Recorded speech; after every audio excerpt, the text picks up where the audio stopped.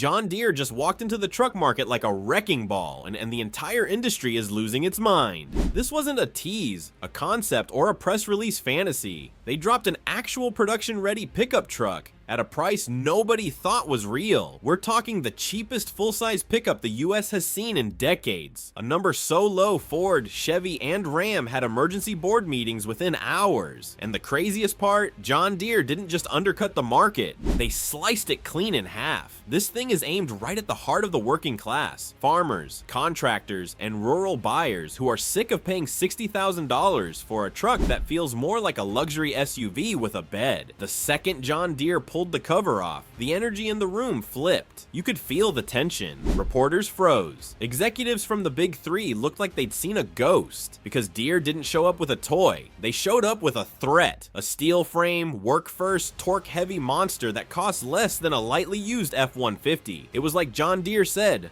"Fine, if nobody wants to build an affordable truck, we'll do it ourselves." And the price? People thought it was a typo. Dealers thought it was a prank, but Deere confirmed it. This is real. The truck itself is the pure opposite of the bloated, over-optioned, touchscreen-addicted pickups on today's market. No pointless tech bloat, no luxury add-ons designed to push the price into the stratosphere. John Deere built this thing like they build tractors. Simple, durable, brutally capable. Steel box frame, heavy-duty leaf springs, a torque-rich hybrid powertrain with diesel-like grunt but half the running costs. And here's the twist that made Detroit choke. It's engineered to last 20+ years with minimal maintenance. Deere basically said, "We don't want you coming back to the dealer every 2 years. We want you using this thing for a generation." And that is exactly the nightmare Ford and Ram never wanted. But the real grenade? The starting price. When John Deere announced the base model would start under $19,000, the room exploded. People laughed, not because it was funny, but because nobody thought it was possible in 2025. This number single-handedly obliterates the modern truck pricing structure. Every automaker spent the last decade pushing trucks higher and higher into luxury territory, convincing buyers that $55,000 is the new normal. John Deere just torched that narrative in one move.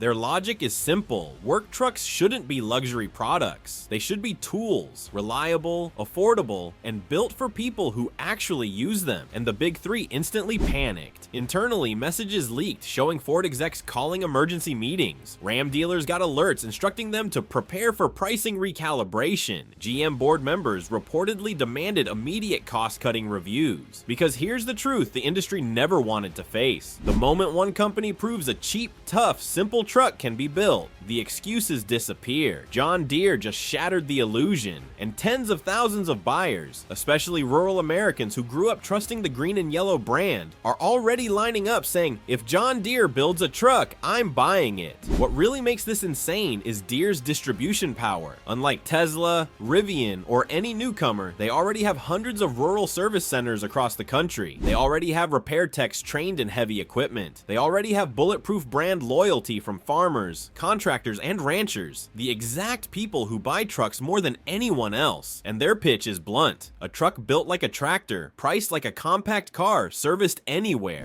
You can practically feel the pressure squeezing Detroit's throat as pre-order numbers rise. And then there's the capability. Deere didn't build a budget toy. They built something that embarrasses modern trucks, costing triple the price. Early tests showed towing numbers approaching 8,000 pounds, a bed designed for real hauling, and a powertrain tuned for torque, not horsepower bragging rights. No gimmicks, no nonsense. Just raw utility, the way trucks used to be before the industry turned them into rolling luxury suites. It's like John Deere went back to the 1990s, grabbed the soul of old school trucks, and rebuilt it with modern engineering but old school priorities. And buyers are hungry for that. For years, truck owners have begged Ford and Chevy to stop pushing gigantic screens and massaging seats and focus on durability. They've begged for smaller, cheaper, simpler models, but every time the automakers said, "Not profitable." Deere just exposed that excuse as a lie. They proved that profit wasn't the issue, greed was. And now that the curtain has been yanked open, the entire truck market is shaking.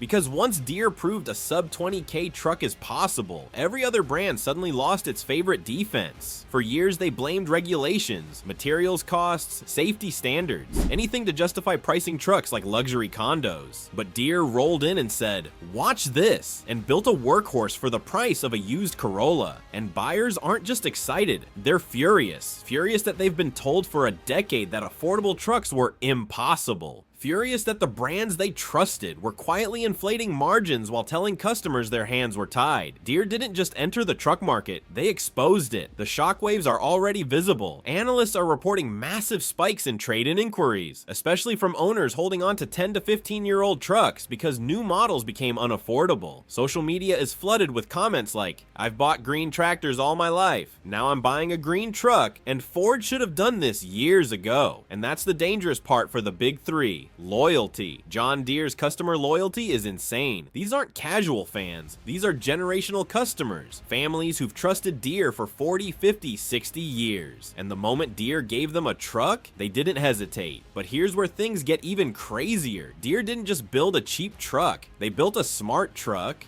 They're seeing the desperation. They're watching companies that claimed, "We can't make trucks cheaper," suddenly scrambling to make trucks cheaper. And every time Detroit flinches, Deere looks stronger. Every time another automaker slashes prices, Deere's launch looks more justified. This is one of those rare moments where a newcomer controls the narrative before the old guard even understands the rules. Meanwhile, Deere hasn't even revealed the full roadmap. What they've shown is phase 1, the base truck, the working man's truck, the price bomb. But sources close to the projects say Deere is sitting on at least 2 more variants, one with higher towing capacity aimed at contractors and another with an extended cab and long bed combo aimed at ranchers. And they're waiting for the perfect moment to drop those announcements, likely right when Ford or GM tries to regain the spotlight. And there's another angle almost nobody is talking about. Financing. Deere's credit division is one of the most powerful in the heavy equipment world. They understand rural lending better than any automaker. They know the seasonal income cycles, the tax incentives, the farm write-offs, the small business structures. If Deere applies that same system to truck financing, if they offer zero-interest seasonal payment plans like they do with tractors, Detroit loses one of its last advantages overnight. The truth is, John Deere didn't just launch a truck. They launched an entire ecosystem built around affordability, durability, and loyalty. 3 things the modern truck market has ignored for far too long. And as this ecosystem grows, as more buyers switch over, as more fleets place orders, the pressure on the big 3 intensifies. Because this isn't just a new competitor, it's a direct challenge to the very foundation of how the American truck market operates. And the craziest part? Deere still hasn't unveiled the one feature that could flip the market upside down even faster. What a feature insiders are whispering about in hushed tones. Something so simple, so brutally practical that it could become the final knockout punch, and that feature is modularity.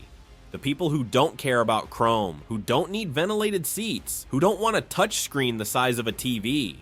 The people who want a truck that starts every morning, hauls what they throw at it, and doesn't bankrupt them with payments. And Deere's message to them is simple. We built this for you. The way Deere structured the truck's pricing is another masterstroke. Instead of charging extra for essentials, they made the essentials standard. Heavy-duty suspension? Standard. Steel bed with reinforcement plates? Standard. Tow-ready wiring? Standard. A cab interior that prioritizes durability over gadgets? Standard. And the best part, the stuff they do charge extra for is all purpose-built. Auxiliary power units for farms, PTO-style attachments, fifth-wheel prep kits. It's like Deere designed this truck from conversations they've been having with farmers for decades. Because they did, and the automakers are watching their grip slip. For years, Detroit assumed rural America would never abandon them. They relied on patriotism, tradition, and brand loyalty to keep buyers coming back even as prices soared. But that loyalty has limits, and Deere just proved it. Because when a company offers a truck that's built tougher, costs half as much, and can be serviced at the same place you already take your tractor, customers aren't thinking twice. And here's the twist that's really twisting the knife. Deere isn't even advertising this like a traditional vehicle launch. They're rolling it out quietly, strategically, through their existing dealer networks, hitting rural regions first, and letting word of mouth explode on its own. And it's working. Video clips of the reveal spread like wildfire across farming communities, equipment forums, and truck groups. The momentum is building faster than any of the big three expected and are prepared to counter. And that brings us to the brewing storm on the horizon. A storm Detroit knew was coming but hoped would never arrive, because Deere's entry isn't just about cheap trucks or brand loyalty. It's about the return of a concept the truck industry abandoned years ago. True affordability, true durability, true utility.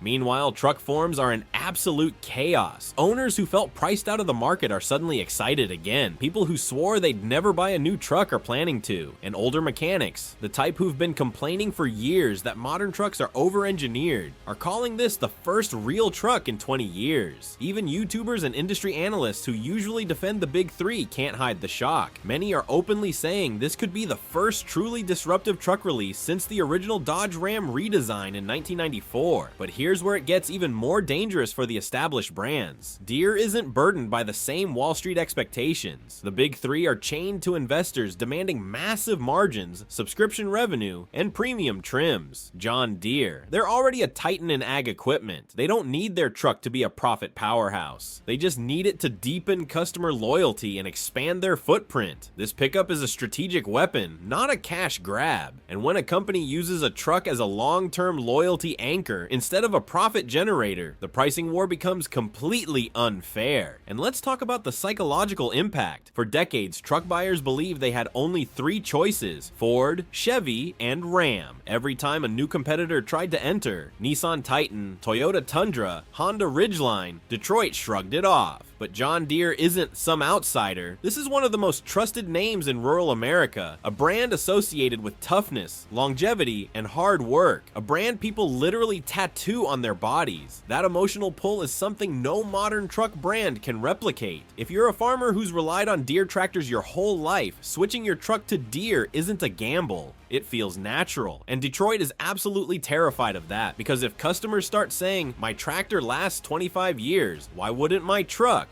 That's the kind of narrative shift no marketing campaign can undo, especially when Deere's whole pitch is built on one promise: this truck is engineered to last longer than your mortgage. And once the public realizes they don't have to pay luxury prices for a work truck, that once buyers understand they've been overcharged for years, the entire market could shift overnight. And John Deere knows exactly how to leverage that shift. They're playing a long game, and the early signs show they're just getting warmed up, because what's coming next is the part Detroit fears the most: scale-up mode. Deere didn't build this truck to be a limited run novelty. They engineered the platform, the supply chain, and the assembly process to expand fast. Insiders are already whispering that Deere has secured long-term contracts for steel, batteries, and hybrid components at volumes far larger than anyone expected. That means they aren't planning to build a few thousand units. They're preparing to flood the market, and that's when the real war begins. Because once Deere ramps production, once these trucks start showing up everywhere, on farms, at job sites, at auctions, in fleets, it becomes impossible for the big three to pretend everything's fine. Imagine a Ford dealer trying to sell an $58,000 F-150 XL while a John Deere truck sits down the road for $19K, built with a heavier frame, tougher suspension, and fewer things that break. How do you justify the price difference? How do you convince a buyer that software subscriptions and Chrome packages are worth triple the cost? You don't. You can't. That's why analysts are already whispering that Deere's move might trigger a once-in-a-generation price correction across the entire truck segment. And if you think the big three are just going to sit quietly and let that happen, think again. They're gearing up for a counterattack, but it's messy. Early leaks say GM is preparing emergency discounts that could slash Silverado prices by up to $12,000. Ford is considering cutting entire trim levels to simplify production and reduce costs. Ram is reportedly evaluating a legacy architecture revival, pulling older, cheaper platforms out of retirement. This is not normal behavior. This is market panic, but the panic isn't just about pricing, it's about perception. Because customers aren't stupid. Heavy-duty steel bumper, winch mount, off-road tires, bed liner. That's it. All practical, all cheap, all designed to improve utility, not inflate margins. And customers love it, because for the first time in years, they're not paying 80Ks for cup holders and software subscriptions they don't want. And while Detroit is trying to figure out how to respond, Deere is already planning phase 2, a longer wheelbase version, a diesel option for heavy hauling, and even a commercial-grade variant meant for municipalities and small businesses. is. Insiders say Deere's strategy is simple: start with the working class, expand into fleets, then move upstream. And if that happens, if Deere proves they can scale truck production like they scale tractors, the entire landscape of the truck market could flip upside down. Because here's the detail the auto industry hoped nobody would notice. John Deere isn't aiming at Ford or Chevy first. They're aiming at the fleet market, the single most profitable, most stable, and most strategically important slice of the entire truck business. Municipalities, contractors, utility companies, agricultural operations, the buyers who order trucks in batches of 20, 50, sometimes 200 at a time. These customers don't care about luxury. They care about cost per mile, uptime, and durability. And John Deere, with its decades of heavy equipment reliability, just walked in offering a truck that costs half as much to buy and likely half as much to maintain. That's the nightmare scenario Detroit never prepared for. If a few thousand everyday buyers switched to Deere, Ford and GM survive. But if fleets switch, if even 10% of the commercial market jumps ship, that's a multi-billion-dollar crater, and Deere knows it. That's why their unveiling emphasized the truck's lifetime maintenance intervals, its modular part system, and its ability to be repaired with basic tools instead of dealer-only diagnostics. They basically said, you don't need us, fix it yourself. And that message hits home with fleet managers who are sick of dealer backlogs and electronic lockouts. And this is only the beginning. Deere's executives hinted, very carefully, that this truck platform is designed for expansion, bigger engines, diesel variants, tow packages that could challenge 3/4-ton trucks, and even electric versions specifically for rural charging setups. They haven't officially confirmed anything, but the way they talked about future-proof modular engineering sent analysts into speculation mode instantly. Deere isn't just entering the truck market, they're preparing to shape it. And as this reality sinks in, the big three are spiraling. Because if this truck succeeds, even moderately, the entire pricing structure of the American truck market could implode overnight. And the automakers know it. They're already being forced to confront a truth they've avoided for years: that the truck market they built, the one bloated with luxury trims, subscription-locked features, and $70,000 price tags, was never sustainable. It survived only because there was no alternative, no one with the scale, the trust, and the manufacturing power to challenge it. But now, John Deere just walked into the arena with a sledgehammer, and every boardroom in Detroit is scrambling to figure out how to keep their empire from collapsing. Behind the scenes, panic has already turned into action. Internal leaks from Ford suggest they're reviewing plans to resurrect a stripped-down, bare-bones heritage work truck line, something they killed off years ago because it wasn't profitable enough. GM is considering slashing production of high-end trims to shift resources into lower-cost models. Ram dealers are pushing corporate for massive incentives just to keep customers on the lot. None of this was happening a week ago. John Deere forced their hand. And while the big three scramble, Deere is out there making all the right moves. They're not promising 100 trims or 50 packages. They're not chasing luxury buyers. They're not trying to be everything to everyone. They're doing something smarter, locking down the one group of Americans who buy more trucks than anyone else: the working class.